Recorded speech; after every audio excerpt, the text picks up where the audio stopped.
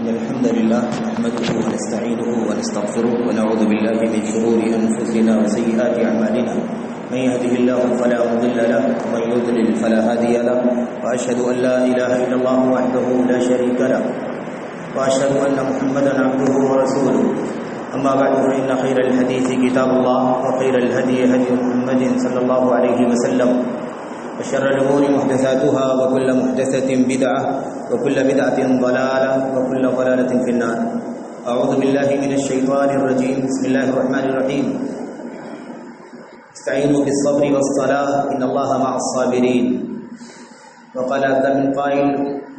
ولنبلونكم بشيء من الخوف والجوع ونقص من الأموال والأنفس والثمرات وبشر الصابرين الذين إذا أصابتهم مصيبة قالوا إنا لله وإنا إليه راجعون إلى آخر الآيات. وقال النبي صلى الله عليه وسلم عجبا لأمر المؤمن إن أمره كله خير وليس ذلك إلا للمؤمن إن أصابته سراء شكر فكان خيرا له وإن أصابته ضراء صبر فكان خيرا له. وقال النبي صلى الله عليه وسلم إن عظم الجزاء مع عظم البلاء إلى آخر ما قال النبي صلی اللہ علیہ وسلم. برادران اسلام، دینی بھائیوں، نوجوان دوستوں، قبل احترام اور بہنوں، عزیز بچوں، ہماری اور آپ کی جو زندگی ہے، یہ زندگی مختلف قسم کی آزمائشوں سے، ابتلاءات سے، مشکلات سے، پریشانیوں سے گھری ہوئی ہے. اگر یہ زندگی ان آزمائشوں سے، ان مشکلات سے جو گزر رہی ہے، اگر اس میں ہم کامیاب ہو جائیں گے، اللہ تبارک و تعالیٰ کے شرائع پر، اس کے اصولوں پر اتر جائیں گے اور انشاءاللہ تبارک و تعالیٰ آخرت میں اللہ تعالیٰ کی رضامندی، اس کی مغفرت اور جنت سے سرفراز ہو جائیں گے، تو وہ آخرت کی زندگی انشاءاللہ تبارک و تعالیٰ ہر طرح کی مشکلات سے، پریشانیوں سے، دشواریوں سے خالی ہوگی. سراپا ہے سکون، امن، اطمینان، رحمتیں، برکتیں، نعمتیں، اللہ تبارک و تعالیٰ کی نوازشات، اس کے سوا کسی بھی طرح کا کوئی بھی ایسا مسئلہ نہیں پیش آئے گا جس سے ہماری اور آپ کی زندگی میں کوئی تبدیلی، کوئی تکلیف پیدا ہو جائے، کوئی مشکل پیدا ہو جائے. لیکن یہ زندگی جس میں ہم اور آپ زندگی گزار رہے ہیں، جی رہے ہیں، اس زندگی میں آزمائشیں، بلائیں، آفتیں، اس کا تعلق مال سے ہو سکتا ہے، اس کا تعلق صحت و تندرستی سے ہو سکتا ہے، اس کا تعلق امن و سلامتی عافیت سے ہو سکتا ہے، اس کا تعلق انسان کی اپنی راحت رسانی سے، انسان کے چین سے، انسان کی خوشی سے، انسان کی مسرت سے ہو سکتا ہے. الغرض زندگی کے اندر بہت ساری آزمائشیں ہیں، بہت ساری پریشانیاں ہیں. ان پریشانیوں میں سب سے بڑی جو پریشانی ہے وہ یہ ہے کہ ہم اور آپ الجھ جاتے ہیں اور ان پریشانیوں، ان آزمائشوں کا مقصد نہیں سمجھتے. ان حالات میں ہمیں اور آپ کو کرنا کیا چاہیے، اسے بسا اوقات ہم بھول جاتے ہیں، فراموش کر دیتے ہیں، یا زندگی کی الجھنوں میں اس طرف ہمارا اور آپ کا ذہن نہیں جاتا، ہماری اور آپ کی سوچ اس طرف نہیں جاتی، اور ہم بعض ایسے بھی قدم اٹھا لیتے ہیں جس کی وجہ سے اللہ تبارک و تعالیٰ کو مزید ناراض کر دیتے ہیں، ناشکری کا جملہ نکالتے ہیں، بے صبری پن کا ثبوت دیتے ہیں. اور آزمائشیں دونوں طرح کی ہیں. آزمائشوں کا مطلب آپ یہ نہ سمجھیں کہ صرف اور صرف تکلیفیں، پریشانیاں، مشقتیں ہی ہوں گی. نہیں، آزمائشیں اس چیز کا نام نہیں. آزمائش اللہ تبارک و تعالیٰ کی طرف سے جو ہماری اور آپ کی ہوتی ہے اور ہوگی، وہ دونوں طرح کی آزمائشیں. وَنَبْلُوكُمْ بِالشَّرِّ وَالْخَيْرِ فِتْنَةً وَإِلَيْنَا تُرْجَعُونَ. اللہ تبارک و تعالیٰ فرماتا ہے ہم تمہیں آزمائیں گے شر کے ذریعے سے، برائیوں کے ذریعے سے، تکلیفوں کے ذریعے سے، مشکلات میں ڈال کر کے، پریشانیوں میں ڈال کر کے، والخیر اور بھلائیوں کے ذریعے سے بھی آزمائیں گے. تو جو لوگ ہم اور آپ اگر ہم نعمتوں میں ہیں، مال و دولت کی خوشحالی میں ہیں، عافیت میں ہیں، صحت میں ہیں، تندرستی میں ہیں، اگر یہ سارے حالات ہمارے اور آپ کے ہیں تو اس کا مطلب یہ نہیں ہے کہ ہم آزمائش سے باہر ہیں، بلکہ یہ بھی اللہ تبارک و تعالیٰ کی طرف سے آزمائش ہمارے اور آپ کا امتحان ہے، ہمارا امتحان ہے، آپ کا امتحان ہے. اس زندگی کے اندر بہرحال یا تو سکھ ہے یا تو دکھ ہے، اور سکھ ہے تو بھی آزمائش کے لیے ہے اور دکھ ہے تو بھی وہ آزمائش کے لیے اللہ تبارک و تعالیٰ نے ہمیں آزمانے کے لیے ہی پیدا کیا ہے. میرے بھائیو، خلق الموت والحیات لیبلوکم ایکم احسن عملا. بہت زندہ اللہ تبارک و تعالیٰ کا اعلان ہے میرے بھائیوں، اور ایسی یہ حقیقت ہے جس کا انکار نہیں کیا جا سکتا کہ موت زندگی کا جو مقصد ہے وہ اللہ تبارک و تعالیٰ کا یہ ہے کہ ہم اور آپ کو آزمائیں کہ ہم میں سے نیک عمل کرنے والا کون ہے. اب یہ نیک عمل کرنے والا کون ہے؟ حسن عمل کس کے پاس؟ اخلاص عبادت کس کے پاس؟ اللہ تبارک و تعالیٰ کی رضا کی جستجو کس کے پاس؟ اللہ تبارک و تعالیٰ کی ناراضگی سے بچنے کا جذبہ کس کے پاس؟ یہ زندگی کا اصل مقصد جس کے لیے ہمیں اور آپ کو اس دنیا میں اللہ نے پیدا کیا ہے، اور اسی مقصد کے ساتھ یہ زندگی چل رہی ہے، اور پھر ایک دن موت بھی آ جائے گی. میرے بھائیوں، قرآن کریم کی آیتیں، اللہ کے کلام کی آیتیں، اللہ کے نبی صلی اللہ علیہ وسلم کی حدیثیں ہمارے سامنے ہیں، اور بیشتر آیتیں ہیں، بیشتر حدیثیں ہیں جس کے اندر اللہ کے کلام کی آیتوں میں بھی اور نبی کریم صلی اللہ علیہ وسلم کی سنت میں بھی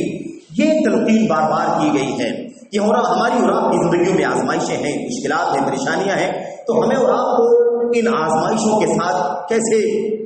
رہنا چاہیے، کیسے گزرنا چاہیے، ان کے ساتھ ہمارا تعامل کیسا ہونا چاہیے، ان میں ہمیں اور آپ کو کیسے صبح و شام کرنی چاہیے، ہمارے حرکات کیسے ہوں، ہمارے سکنات کیسے ہوں، ہمارا رویہ کیسا ہو، ہماری اور آپ کی زندگی کا رنگ ڈھنگ کیسا ہو، یہ سارا سلیقہ یہ ادب سکھایا گیا ہے. اچھا، پھر آزمائشیں جو آتی ہیں، اگر وہ مشکل والی آزمائشیں شر کے ذریعے سے اللہ تبارک و تعالیٰ آزماتا ہے تو یہ مسئلہ زیادہ نازک ہوتا ہے، کیونکہ شر کے ذریعے سے انسان کو جب آزمایا جاتا ہے تو انسان بہت ہی زیادہ مایوسی کا شکار ہونے لگتا ہے، بہت ہی زیادہ قنوط، یاس، مایوسی، میرے بھائیوں، نا امید ہونے لگتا ہے اللہ تبارک و تعالیٰ سے، اس کی رحمتوں سے مایوس ہونے لگتا ہے. اس لیے زیادہ خطرات پڑ جاتے ہیں کہ انسان کیا کہہ دے گا، کیا کر دے گا، کون سا قدم اٹھا لے گا،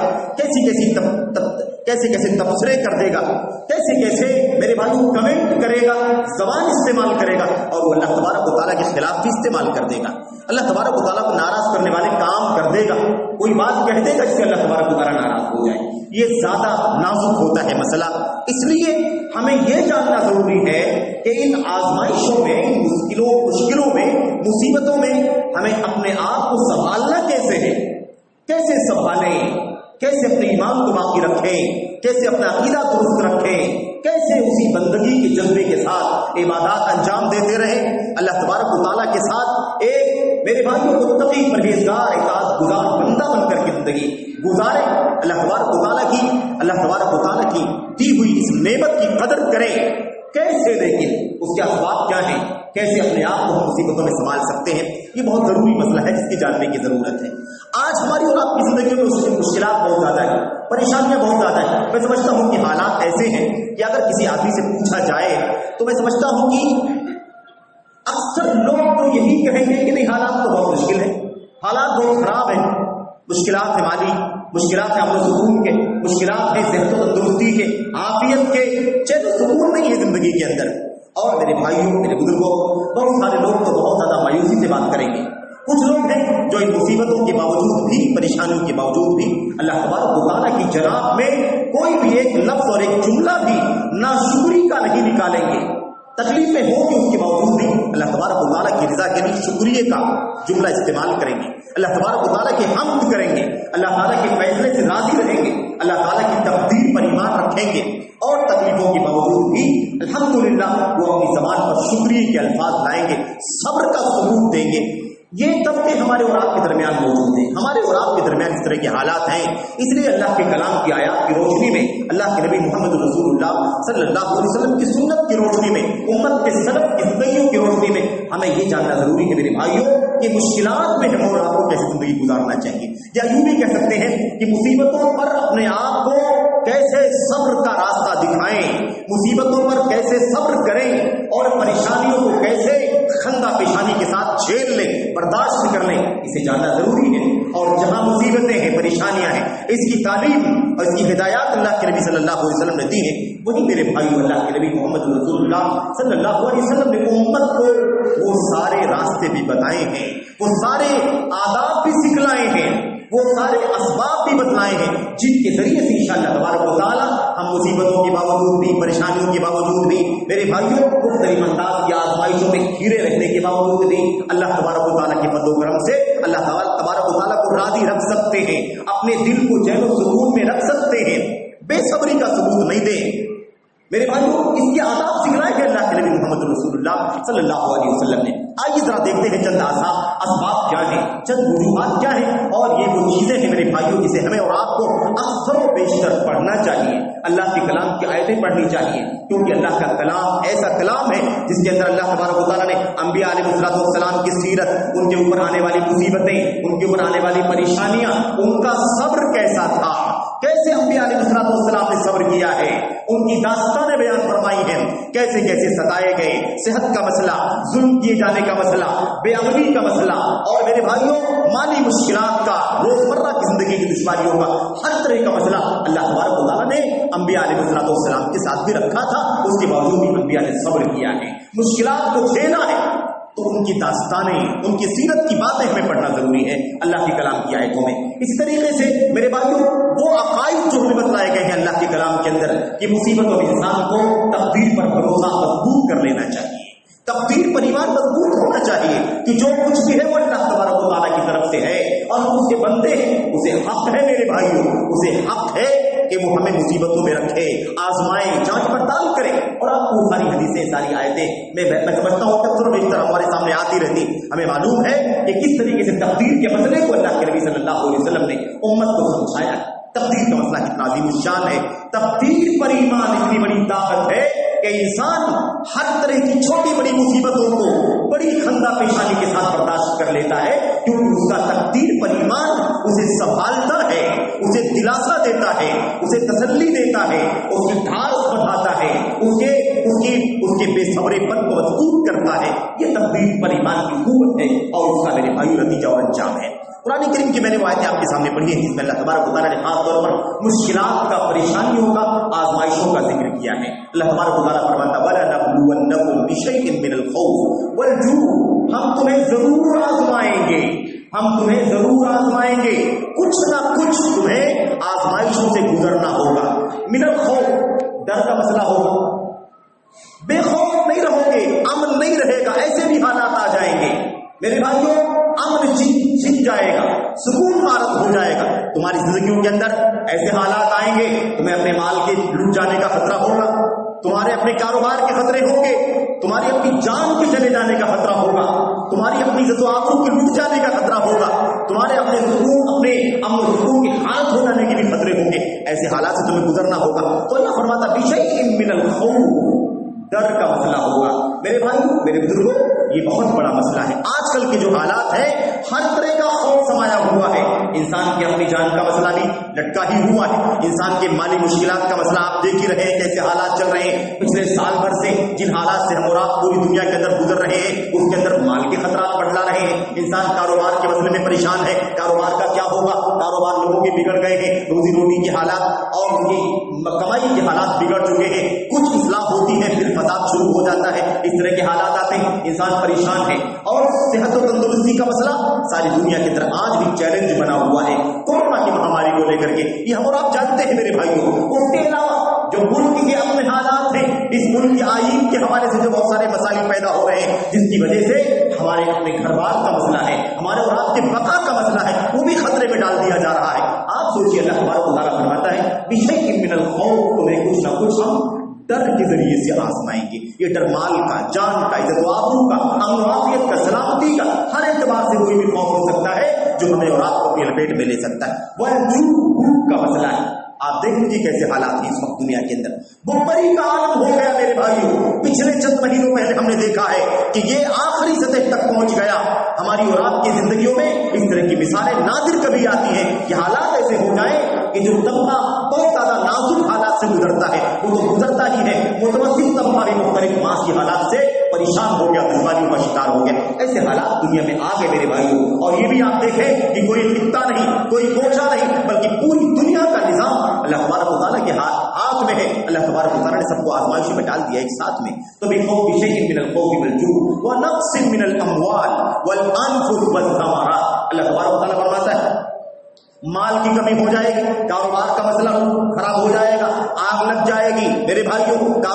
مارکیٹ کے اندر مندی آ جائے گی, کساد بازاری آ جائے گی, سارا نظام کاروبار کا ٹھپ ہو جائے گا, مالوں کی کمی ہو جائے گی, مال کی قلت ہو جائے گی, انفس جانوں کی قلت ہو جائے گی, یعنی جانیں چلی جائیں گی,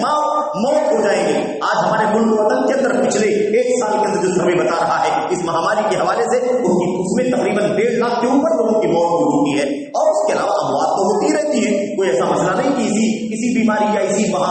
وبا کے حالات میں لوگوں کی موت ہوئی ہے. لیکن بہرحال یہ ہے آزمائش, لوگوں کے قریب دنیا سے چلے گئے, کسی کا باپ گیا, کسی کی ماں کی وفات ہو گئی, کسی کا جگر گوشہ چلا گیا, کسی کی بیٹی, کسی کا شوہر. میرے بھائی ہر طرح کے حالات آئے کہ نہیں آئے, تو جانوں کی بھی قلت ہو جائے گی. اللہ تبارک و تعالیٰ موت کے ذریعے سے بھی آزمائے گا. آہستہ چلے جائیں گے, اقارب چلے جائیں گے, محبوب دنیا سے اٹھ جائیں گے, انسان بہت بے چینی کا شکار ہو جائے گا. اللہ تبارک و تعالیٰ فرماتا ہے یہ سب مصیبتیں تمہاری زندگی میں آئیں. وہ استعمالات, کھانے پینے کی قلت ہو جائے گی, غذائیں کم ہو جائے گی, اشیاء خوردنی کم ہو جائے گی, اور حالت یہ ہو جائے گی کہ لوگ میرے بھائیوں ان کے بچے بلک کر کے روئیں گے. حالات ایسے ہو جائیں گے تو ثمرات کی بھی یعنی اشیاء خوردنی کی کمی ہو جائے گی. اللہ تبارک و تعالیٰ نے آپ دیکھیے کہ الگ الگ ساری چیزوں کا نام لے کر کے ذکر کر کے بیان فرمایا. وبشر الصابرین, لیکن یہ پیغام ہے اللہ تبارک و تعالیٰ کا, اے اللہ کے نبی صلی اللہ علیہ وسلم آپ صبر کرنے والوں کو خوشخبری سنا دیجیے, بشارت دے دیجیے. اللہ تبارک و تعالیٰ نے صبر کرنے پر جنت کا وعدہ فرمایا ہے, مغفرت کا وعدہ فرمایا ہے. اللہ تبارک و تعالیٰ نے بے شبہ مستقبل میں نعمتوں کا وعدہ فرمایا ہے. یہ صبر کرنے والوں کا بدلہ ہے. آپ صبر کرنے والوں کو خوشخبری سنا دیجیے. اچھا, صبر کرنے والوں کا اب یہاں سے تذکرہ کیا جا رہا ہے کہ صبر کرنے والے حقیقت میں کون ہیں. آپ دیکھیں ہماری اور آپ کی زندگی میں یہ حالات آتے ہیں, یہ حالات آتے ہیں. جب مشکل آتی ہے, پریشانی آتی ہے, تو ہم صبر کب کرتے ہیں؟ جب رونا دھونا کر لیتے ہیں, واویلا مچا لیتے ہیں, ادھر ادھر کی صحیح غلط جائز ناجائز حرکتیں کر لیتے ہیں, جو بہت ساری باتیں نہیں بولنے کی ہیں وہ بول دیتے ہیں, تبصرے کر دیتے ہیں, اللہ تبارک و تعالیٰ پر بھی کمنٹ کرنا شروع کر دیتے ہیں. یہ سب کر لیتے ہیں. ایسے غلط کام جو نہیں کرنا چاہیے وہ بھی کر ڈالتے ہیں. یہ سارے مراحل جب گزر جاتے ہیں اور کچھ بنتا نہیں دکھائی دیتا ہے, کچھ بنتا دکھائی نہیں دیتا ہے, حالات میں کوئی بھی اصلاح نہیں ہوتی ہے, وہی مشکل, وہی پریشانی, وہی عافیت, وہی آفت, وہی مصیبت, تو آخر مجبور ہو کر کے ہم کیا کرتے ہیں؟ پھر خاموش بیٹھ جاتے ہیں. ہم سمجھتے ہیں کہ ہم نے صبر کر لیا. یہ صبر نہیں ہے,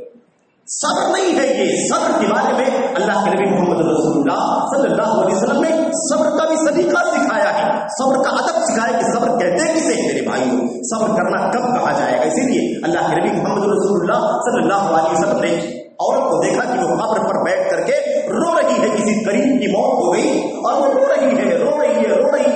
رونے دھونے کے بعد اس کے آنسو خشک ہو گئے ہیں, تو وہ کہہ رہی ہے کہ میں نے صبر کر لیا, میں نے صبر کر لیا. اللہ کے نبی محمد رسول اللہ صلی اللہ علیہ وسلم نے صبر کا مطلب سمجھایا. یہ صبر اسے نہیں کہا جاتا ہے کہ سارے مراحل سے گزرنے کے بعد, سب کچھ واویلا مچانے کے بعد, رونے دھونے کے بعد, بے صبری پن کا اظہار کرنے کے بعد, سب کچھ کرنے کے بعد اب کچھ نہیں بن سکا تو آپ انسان نے صبر کر لیا. انما الصبر عند الصدمة الاولى, صبر کسے کہتے ہیں؟ جو صدمے کے آغاز پر انسان کرے. مصیبت آئی ہے, صبر کرے. کیا مطلب؟ اس بات کا اعتراف ہونا چاہیے زبان سے بھی, دل سے بھی اور عمل سے, کردار سے بھی, کہ مصیبتیں جو کچھ آ رہی ہیں وہ اللہ تبارک و تعالیٰ کی طرف سے طے کرتا ہے. یہ دنیا آزمائش کی دنیا ہے, مصیبت کی دنیا ہے, ابتلا کی دنیا ہے. اللہ نے کہا ہے کہ ضرور آزمائیں گے, اس لیے اللہ تبارک و تعالیٰ آزما رہا ہے. اب دعا کرنی چاہیے, کوشش کرنی چاہیے کہ اللہ تبارک و تعالیٰ میں اس آفت میں, مصیبت میں ہمیں صبر کر کے کامیاب ہونے کی توفیق عطا فرمائے. رونا دھونا کرنے سے کچھ حاصل نہیں ہوتا اللہ کا, اسی لیے اسی کا تذکرہ کیا گیا ہے آگے آیت کریمہ کے اندر. وبشر الصابرین, صبر کرنے والوں کو خوشخبری سنا دیجیے. الذین, کون صبر کرنے والے, ان کی پہچان کیا ہے, ان کی خوبی کیا ہے, اور صبر کرنے کا ادب ان کے پاس موجود ہے. الذین اذا اصابتهم مصیبہ قالوا انا للہ وانا الیہ راجعون. یہ ہے صبر کرنے والے کہ جب ان کے اوپر کوئی مصیبت آتی ہے, کوئی مصیبت, مال کی, جان کی, عزت کی, آبرو کی, امن و سلامتی کی, بے چینی کی کوئی بھی مصیبت آ جائے, قالوا, تو ان کا رویہ یہ ہوتا ہے انا للہ وانا الیہ راجعون. وہ کہتے ہیں کہ ہم اللہ کی ملکیت ہیں اور اللہ ہی کی طرف لوٹ کر کے جانے والے. یہ عقیدہ ہے صبر, یہ عقیدہ, اس کو صبر کرنا کہا جاتا ہے. یہ ہے صبر کی پہچان اور صبر کا عقیدہ. صبر اس کا نہیں کہا جاتا ہے آدمی روئے ادھر بیان کرے, ادھر ناشکری کرے, ادھر اللہ تبارک و تعالیٰ کے بارے میں, اللہ کی تقدیر کے بارے میں نہ جانے کیسی باتیں کرے, اور سب کچھ کرنے کے بعد کچھ نہ بن سکے تو کہے کہ اب صبر کر لیا میں نے. یہ صبر نہیں ہے میرے بھائیوں، یہ مجبوری ہے۔ صبر یہ تھا کہ اللہ کی طرف سے مصیبت آئی تو یہ عقیدہ اس کا اعلان کرے کہ اللہ میرا عقیدہ ہے کہ میں بھی تیری ملکیت ہوں، میرا مال لوٹا ہے وہ بھی تیری ملکیت ہے، میرے عزیز کی جان گئی ہے وہ بھی تیری ملکیت ہے، میرا کاروبار ٹھپ ہو گیا ہے وہ بھی تیری ملکیت ہے، یہ سب تیری ملکیت ہے، میری جان تیری ملکیت، میرا مال تیری ملکیت، مجھے جو کچھ بھی تو نے عطا کیا ہے زندگی کے اندر وہ میرا حقیقت میں نہیں ہے، وہ ہے تیرا۔ انا للہ، ہم یقیناً سب تیری ملکیت ہے۔ اور پھر جب دنیا فنا ہو جائے گی، سب ختم ہو جائے گا، اللہ کے سوا کوئی باقی نہ بچے گا، تو یہ سارا تیرا ہے، یہ سب لوٹ کر کے تیری طرف ہی چلا جائے گا۔ یہ اللہ تبارک و تعالیٰ کی ملکیت، اللہ کی ربوبیت، اللہ کی قدرت اور اللہ تبارک و تعالیٰ کے پاس لوٹ کر جانے کا جو عقیدہ ہے، مسلمہ عقیدہ، اس کا اعتراف ہے۔ اس اعتراف کا نام صبر ہے میرے بھائیوں، اس اعتراف کا نام۔ تو مصیبت کوئی بھی آ سکتی ہے، پریشانی کوئی بھی آ سکتی ہے، اس کے لیے سب سے پہلا کام کیا ہے کہ ہمیں تیار رہنا چاہیے۔ کیوں؟ اس لیے کہ اللہ تبارک و تعالیٰ کہتا ہے ہم تمہیں ضرور آزمائیں گے، ضرور آزمائیں گے، جان مال روزی دانا پانی صحت تندرستی سب کچھ ہر طرح سے ہم تمہیں آزمائیں گے۔ اس لیے مومن کا کام یہ ہے کہ پہلے تو تیار رہے، حلال کے سوا حرام کی طرف نہ جائے اور غلط قدم ہرگز نہ اٹھائے، حلال پر ہی اتباع کرے اور اللہ تبارک و تعالیٰ کی طرف سے اس مسئلے کے لیے تیار رہے۔ یہ آزمائش کبھی بھی آ سکتی ہے، کسی بھی طرح کی آ سکتی ہے، اس آزمائش میں، اس مصیبت میں میرا یہ اعلان ہوگا، یہ عقیدہ دل کے اندر ہے، زبان پر بھی یہی آئے گا کہ اللہ یہ مصیبت آئی ہے، تو نے اولاد چھین لیا ہے، کوئی بات نہیں ہے، کوئی بات نہیں ہے، وہ تھی ہی تیری ملکیت، تو نے دیا تھا اب تک، یہ تیرا شکریہ ادا کرنے کی چیز ہے، تو نے لے لیا، تیری ملکیت تھی، اس میں کوئی مسئلہ نہیں ہے، ہم راضی ہیں کہ پوری تیری ملکیت تھی، تو نے لے لیا، اور اعتراف کرتے ہیں کہ ہم بھی تیری ہی ملکیت ہے، ایک دن ہم بھی تیرے پاس چلے جائیں گے اور لوٹائے جائیں گے تیری طرف۔ میرے بھائی یہ اس بات کا اعتراف ہونا چاہیے، اس بات کا اعتراف، سب سے بڑی طاقت ہے یہ، مومن کے پاس سب سے بڑی طاقت ہے مصیبتوں کو خندہ پیشانی سے برداشت کرنے کے لیے، آزمائشوں میں کامیاب ہونے کے لیے سب سے جو مضبوط طریقہ ہے وہ کیا ہے؟ یہی ایمان، یہی عقیدہ کہ اللہ تبارک و تعالیٰ کے لیے ہم بھی ہیں، سب کچھ اللہ کا ہے، دنیا میں کچھ بھی ہمارا نہیں ہے، یہ جان میری ہے، ہم کہتے ہیں اللہ کی طرف سے امانت ہے، اللہ نے دیا ہے، جب تک رہو استعمال کرو گے، مال اللہ نے دیا ہے، جب تک رہو گے استعمال کرو گے، مر جاؤ گے دوسروں کا ہو جائے گا، وہ بھی ان کا نہیں رہے گا، وہ مر جائیں گے اس کے بعد چلے گا۔ اس لیے استخلاف، اس کو کیا کہتے ہیں؟ وہ اس کو کہتے ہیں استخلاف، یعنی جانشین بننا، ابھی میرے پاس اور اس کے بعد اگلی نسل کے پاس، اس کے بعد کی نسل کے پاس، اس کے بعد اگلی نسل کے پاس، یہ سلسلہ چلتا رہے گا، کچھ بھی ہمارا نہیں ہے، ہم خود اپنے نہیں ہیں، اللہ تبارک و تعالیٰ کے ہیں۔ اس لیے یہ عقیدہ سب سے بڑا عقیدہ ہے میرے بھائیوں۔ اسی لیے میرے بھائی اللہ کے نبی محمد رسول اللہ صلی اللہ علیہ وسلم نے یہ بھی سمجھایا کہ اس عقیدے کی برکت کیا ہوگی، مصیبتیں تمہارے اوپر آئیں گی اور مصیبت میں تمہارا ایمان یہ ہوگا، عقیدہ یہ ہوگا، اس کی برکتیں تمہاری زندگی میں آئیں گی، زندگی میں آئیں گی۔ برکتیں کیا ہے؟ انشاءاللہ تبارک و تعالیٰ جو مصیبت آئی ہے، جو نعمت چھین گئی ہے، جو اللہ تبارک و تعالیٰ نے ہمیں دی تھی واپس لے لی ہے، واپس لے لیا ہے، اللہ تبارک و تعالیٰ اس عقیدے کی بنیاد پر اس سے کہیں بہتر لوٹانے کا وعدہ فرماتا ہے، اس سے بہتر لوٹائے گا۔ اور یہ عملی نمونہ ہے، اس کی بہت ساری مثالیں اللہ کے کلام کی آیات میں، نبی کی سنتوں میں اور سیرت کے اندر موجود ہے۔ میرے بھائیوں، میرے بزرگوں، اور یہ تو دنیا کا بدلہ ہے، آخرت کا بدلہ بھی بہت بڑا ہے۔ اللہ کے نبی محمد رسول اللہ صلی اللہ علیہ وسلم کی زندگی کا وہ واقعہ حضرت ام سلمہ رضی اللہ تعالیٰ عنہا کا سب لوگ جانتے ہیں، اور یہ واقعہ صرف اس لیے ذکر کر رہا ہوں کہ اس میں سب کے لیے عبرت ہے، مردوں کے لیے بھی عبرت ہے، عورتوں کے لیے بھی عبرت ہے۔ مسئلہ اللہ کے نبی محمد رسول اللہ صلی اللہ علیہ وسلم کی زبان سے نکلی ہوئی حدیث ہے، حضرت ابو سلمہ روایت کرتے ہیں، ام سلمہ روایت کرتی ہیں، مردوں کے لیے بھی عبرت ہے، عورتوں کے لیے بھی عبرت ہے۔ اور اس لیے بھی یہ ذکر کرنا ضروری ہے کہ عورتوں کے یہاں، خواتین کے یہاں معذرت کے ساتھ ذرا سا صبر کم پایا جاتا ہے،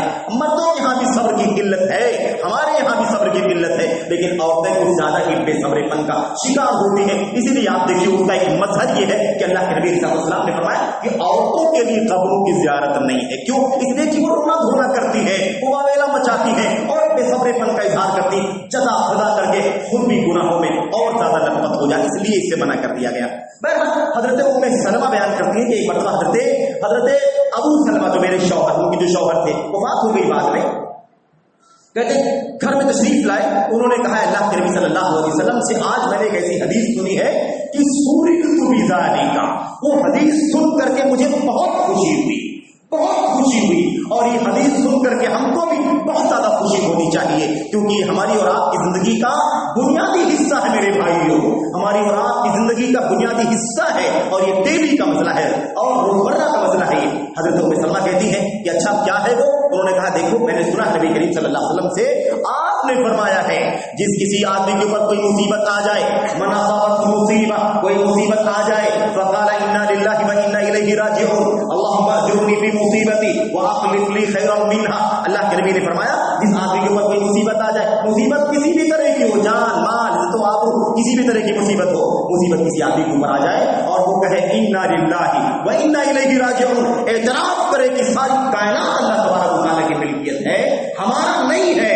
ہمیں دیا ہے وقتی طور پر اللہ تبارک و تعالیٰ نے، یہ اللہ کی حمد کی چیز ہے، وہ لینا چاہے تو چاہے جب لے سکتا ہے، اس میں رونے دھونے واپے نہ کرنے کی کیا بات ہے، اللہ تبارک و تعالیٰ کی قدرت کا اعتراف کرنا ہے ہمیں، تو انا للہ و انا الیہ راجعون کہے، اور اس کے بعد یہ بھی ساتھ ساتھ میں کہے اللہم اجرنی فی مصیبتی، اے اللہ تبارک و تعالیٰ میری اس مصیبت کا اس سے بہتر بدلہ عطا فرما، جو مصیبت آئی ہے، مال گیا، جان گئی، صحت تندرستی وغیرہ، اے اللہ تبارک و تعالیٰ اس کے بدلے میں تو اس سے بہتر اجر عطا فرما، اس سے خیر ثواب عطا فرما، واخلف لی خیرا منها، اور اس کے بعد اس کے نتیجے میں اے اللہ تبارک و تعالیٰ نعم البدل عطا فرما، جو آدمی یہ دعا کرے گا الا اخلف اللہ خیرا منه، اللہ تبارک و تعالیٰ اسے وعدہ کرتا ہے کہ اس سے بہتر عطا فرمائے گا۔ یا ٹرائی کر کے دیکھ لو،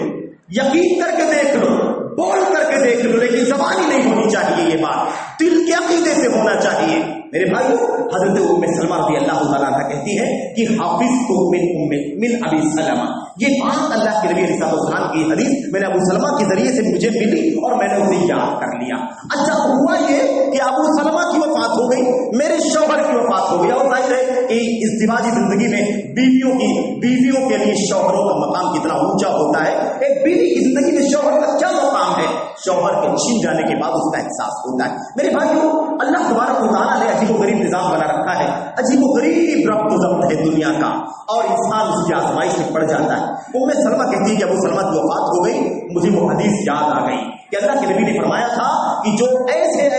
مصیبت آنے پر یہ دعا پڑھے گا، اللہ تبارک و تعالیٰ وعدہ کرتا ہے کہ اس سے بہتر اسے عطا فرمائے گا۔ میں نے فوری طور پر وہ دعا پڑھی انا للہ و انا الیہ راجعون اللہم اجرنی فی مصیبتی واخلف لی خیرا منها، میں نے دعا کر لیا اور یقین کر لیا کہ اللہ تبارک و تعالیٰ مجھے ضرور ابو سلمہ سے بہتر عطا فرمائے گا، ابو سلمہ سے بہتر شوہر عطا فرمائے گا۔ لیکن بار بار میرے نفس میں، میری طبیعت میں یہ بات گھوم کر کے آ رہی تھی کہ میں سوچتی تو ہوں کہ اللہ مجھے ابو سلمہ سے اچھا شوہر عطا فرمائے گا، لیکن پھر دل میں یہ بات آتی کہ بھلا ابو سلمہ سے اچھا کون ہو سکتا ہے، ابو سلمہ سے اچھا شوہر تو مجھے سمجھ میں نہیں آتا کہ ابو سلمہ سے اچھا بھی کوئی شوہر مجھے مل سکتا ہے۔ لیکن ظاہر کی دعا اللہ کے نبی کی ہے، یہ عقیدہ تقدیر کا، مصیبت پر سنبھلنے کا، مصیبت پر اپنے آپ کو میرے بھائیوں کنٹرول میں رکھنے کا، اور اللہ تبارک و تعالیٰ کی پیش بہا نعمتیں حاصل کرنے کا یہ ضابطہ دیکھو۔ کہتے میں نے پڑھ لیا، یقین کر لیا، دل میں تو آتی تھی یہ بات، لیکن یقین غالب تھا، یہ شک نہیں تھا، بس ایک جذبہ جو انسانی ہوتا ہے کہ اتنا اچھا شوہر ابو سلمہ جیسی شخصیت کہاں سے کوئی دوسرا مل سکتا ہے۔ کہتے اس کے بعد نتیجہ یہی ہوا، چند ہی دن گزرے تھے، حضرت حاتم کے ذریعے سے محمد رسول اللہ صلی اللہ علیہ وسلم نے مجھے پیغام نکاح بھیجا، اور ایک روایت میں ہے کہ اللہ کے نبی محمد رسول اللہ صلی اللہ علیہ وسلم تشریف لائے اور پیغام نکاح دینے لگے خود براہ راست، اور یہ خصوصیت تھی کس کی؟ محمد رسول اللہ صلی اللہ علیہ وسلم کی، کہ اگر عورت بھی خود آ کر کے اپنے آپ کو پیش کر دے کہ میں آپ کے نکاح میں آنا چاہتی ہوں، اور محمد رسول اللہ صلی اللہ علیہ وسلم ہاں کہہ دے، ٹھیک ہے کہہ دیں، تو پھر آپ کی بیوی بن جائے گی، نہ کسی ولی کی ضرورت، نہ کسی گواہ کی ضرورت، نہ کسی قاضی کی ضرورت، نہ کسی بہر کی ضرورت۔ یہ ہے خالصۃ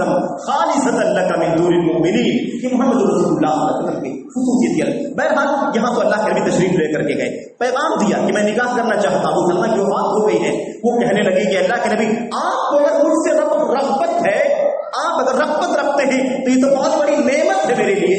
بھلا مجھے اس سے اور بڑی کیا چیز مل سکتی ہے، لیکن دو چیزیں مجھے کھٹک رہی ہیں، وہ میں آپ کے سامنے پیش کر دینا چاہتی ہوں۔ کہا بولو کیا مسئلہ ہے؟ کہا اللہ کا مسئلہ یہ ہے، ایک بات تو ہے کہ فطری طور پر مجھے غیرت بہت زیادہ ہے۔ غیرت کا مطلب یہ کہ جو عورتوں کی غیرت ہوتی ہے نا، سوکنوں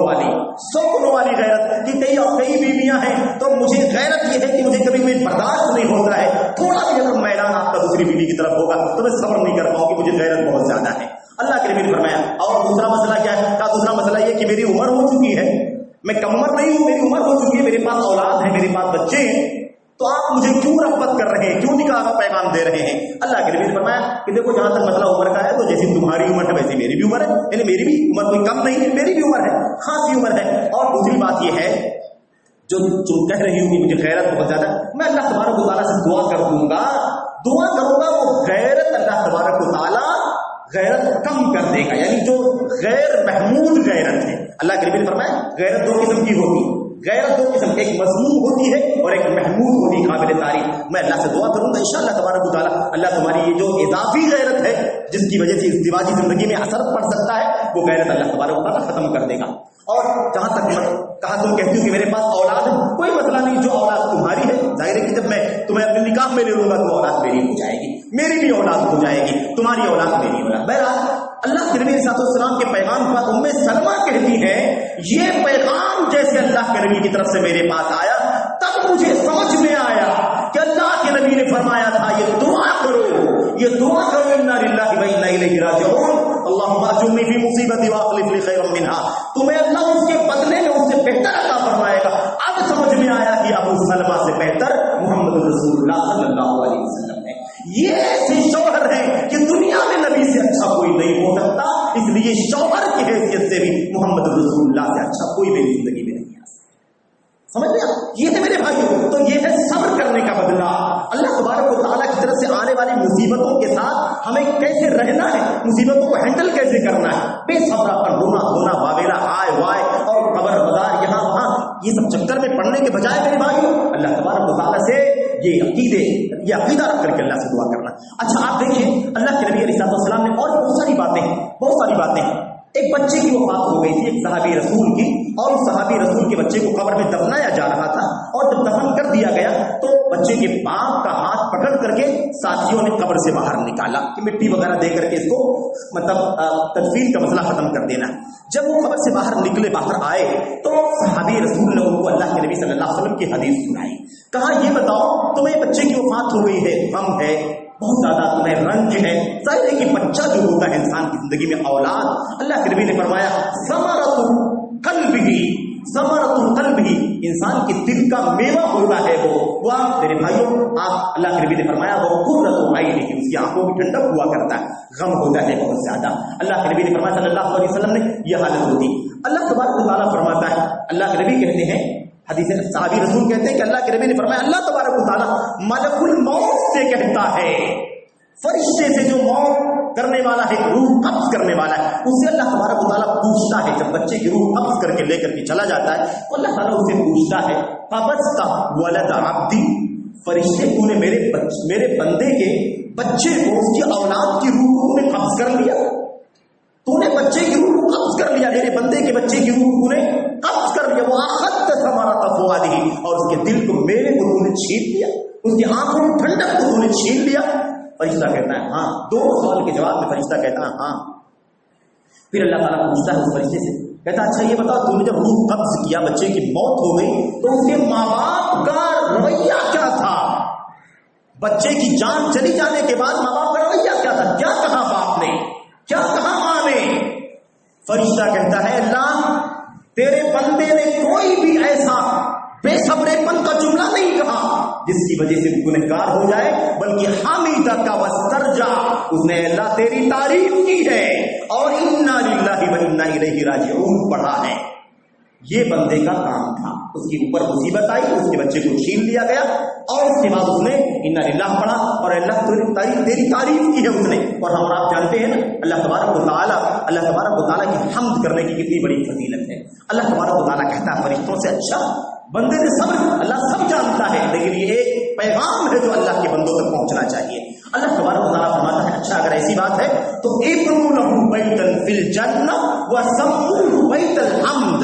اللہ کے نبی صلی اللہ علیہ وسلم نے فرمایا کہ اللہ تبارک و تعالیٰ فرشتوں سے کہتا ہے اگر یہی معاملہ ہے کہ بندے نے صبر کیا ہے، اللہ کی تعریف کی ہے، انا للہ و انا الیہ راجعون پڑھ کر کے اس بات کا اعتراف کیا ہے کہ ساری کائنات اور ساری ملکیت میری ہے اور سب میری طرف لوٹ کر کے آنے والے ہیں، تو اس کے لیے جنت میں ایک محل بناؤ،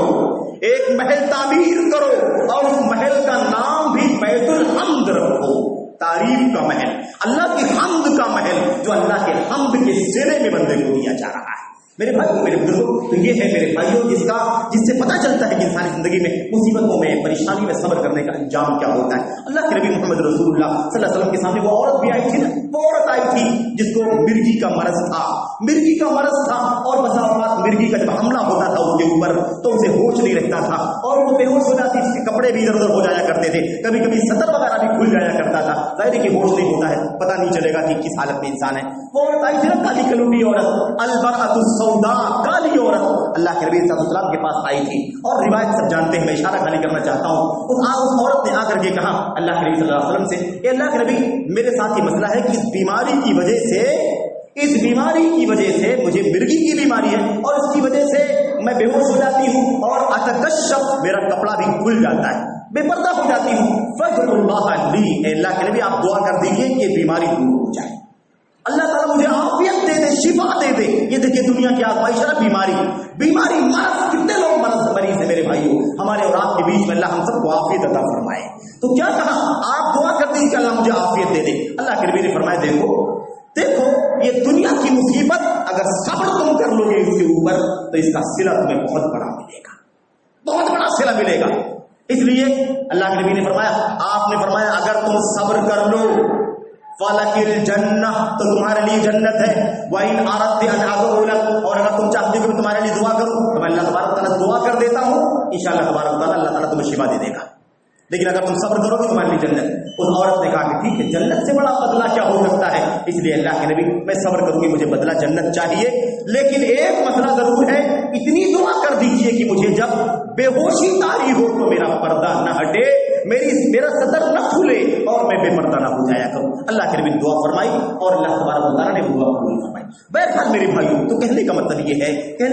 انسانی زندگی میں مشکلات، پریشانیاں، آج کل جو حالات ہیں، ہر طرح کی مصیبتیں، پریشانیاں، آزمائشیں اللہ کی طرف سے ابتلاءات ہیں ہماری اور آپ کی زندگی میں۔ عام طور پر کوئی خوشحال بھی ہے، کوئی زیادہ پریشان حال بھی ہے، لیکن میرے بھائی عام طور پر مصیبتیں ہیں۔ اس لیے پیغام اللہ کے کلام کا ہے، پیغام محمد رسول اللہ صلی اللہ علیہ وسلم کی سنت کا ہے، اس طریقے سے ہمیں ان مصیبتوں کے اندر صبر کرنے کی ضرورت ہے۔ تو اسی لیے آپ نے فرمایا تھا اِنَّ عِظَمَ الْجَزَاءِ مَعَ عِظَمِ الْبَلَاءِ، جتنی زیادہ مصیبت اتنا بڑا بدلہ، جتنی زیادہ آزمائش اتنا بڑا اجر و ثواب، یہ اللہ تبارک و تعالیٰ کی طرف سے وعدہ ہے۔ اس لیے میرے بھائیو، اللہ سے دعا کریں کہ اللہ تبارک و تعالیٰ ہمیں اور آپ کو انسانی زندگی میں ہونے والی مصیبتوں پر صبر کرنے کی توفیق عطا فرمائے، اصل مدے پر رہنے کی توفیق عطا فرمائے، اصل فائنل جو انجام ہے اسے اللہ تعالیٰ مصیبتوں کے موقع پر سوچنے کی توفیق عطا فرمائے۔ ایک آخری بات اور کہہ دوں 1 منٹ کے اندر میرے بھائیو، ام حبیبہ کا مسئلہ ہے۔ ام حبیبہ اللہ کے نبی کی زوجہ ایک مرتبہ دعا کرنے لگی تو کہنے لگی اے اللہ دعا کرتی ہوں کہ میرے شوہر زندہ رہے، میں ان کے ساتھ رہوں، خوش رہوں۔ اے اللہ کے نبی، اے اللہ دعا کرتی ہوں کہ میرے بھائی زندہ رہیں، میرے باپ، آپ جانتے ہیں نا ان کے باپ حضرت ابو سفیان، بھائی معاویہ، اللہ کے نبی صلی اللہ علیہ وسلم شوہر، میں دعا کرتی ہوں کہ اللہ یہ زندہ رہیں تاکہ مجھے خوشحالی حاصل ہو، میں ان سے محروم نہ ہو جاؤں، ان کا ساتھ نہ چھوٹ جائے، ان کے بغیر میں کیسے رہ پاؤں گی۔ یہ دعا کرنے لگی۔ اللہ کے نبی نے فرمایا ام حبیبہ کیسی دعا کر رہی ہو، یہ دعا تم کیا کر رہی ہو؟ بھائی شوہر کے لیے دعا کرتی ہو، بھائی کے لیے، باپ کے لیے، کہ یہ زندہ رہے، ان کی موت نہ ہو۔ یہ دعا کرنے کا فائدہ کیا ہے؟ یہ دعا کرنے کا کیا فائدہ ہے؟ تمہاری دعا وہاں جا رہی ہے جو اٹل مسئلہ ہے، طے شدہ مسئلہ ہے، دن گنے ہوئے ہیں کتنا دن زندہ رہیں گے،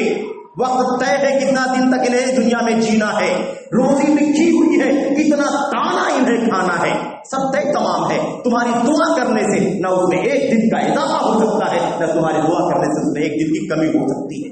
سب طے تمام ہے۔ اس لیے اس کی دعا کی زیادہ فکر مت کرو۔ وَلَوْ سَأَلْتِ اللَّهَ، اگر تم نے اللہ تبارک و تعالیٰ سے دعا کیا ہوگا، کس چیز کی دعا؟ أَن يُعِيذَنِي مِنْ عَذَابٍ فِي الْقَبْرِ وَعَذَابٍ فِي النَّارِ كَانَ خَيْرًا وَأَفْضَلَ۔ اللہ کے نبی نے فرمایا اگر تمہیں دعا ہی کرنا ہے تو اس کی دعا کرو جو آخرت سے تعلق رکھتی ہے۔ تمہیں دعا کرنا چاہیے تھا کہ اللہ تبارک و تعالیٰ مجھے قبر کے عذاب سے بچا لے، مجھے آخرت کے میں جہنم کے عذاب سے بچا لے۔ اگر تم یہ دعا کرتی تو یہ تمہارے لیے بہت زیادہ بہتر ہوتا، بڑا افضل ہوتا۔ تو میرے بھائیوں کہنے کا مطلب یہ ہے کہ مصیبتوں میں، اور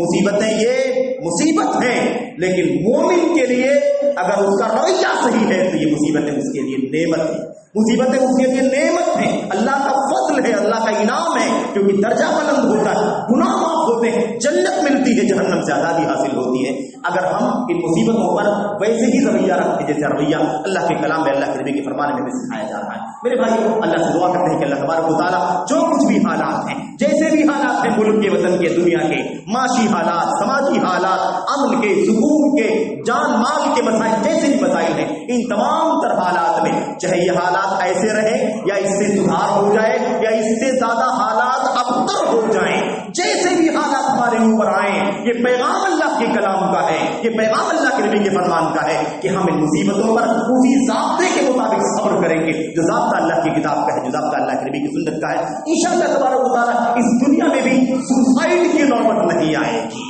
ناشکری کرنے کی نوبت نہیں آئے گی، کوئی غلط قدم اٹھانے کی نوبت نہیں آئے گی، اور انشاءاللہ تبارک و تعالیٰ قیامت کے دن آخرت میں جنت کی بیش بہا نعمتوں سے مالا مال بھی ہوں گے۔ اللہ تبارک و تعالیٰ ہمیں اس مصیبت پر، ان مصیبتوں پر، ان اصول و ضابطوں کو سمجھنے کی توفیق عطا فرمائے۔ آمین رب العالمین، صلی اللہ علیہ وسلم وبارک علی نبینا محمد وعلی آلہ وصحبہ اجمعین۔ السلام علیکم۔